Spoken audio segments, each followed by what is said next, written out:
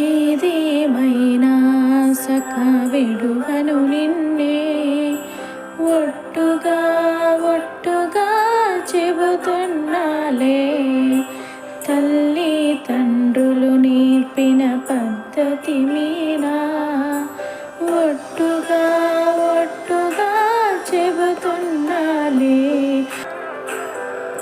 దొరలో విస్తరినై సేవ సేయునా, గుండెలలో ఇంటి గొట్టు దాచుకోనా.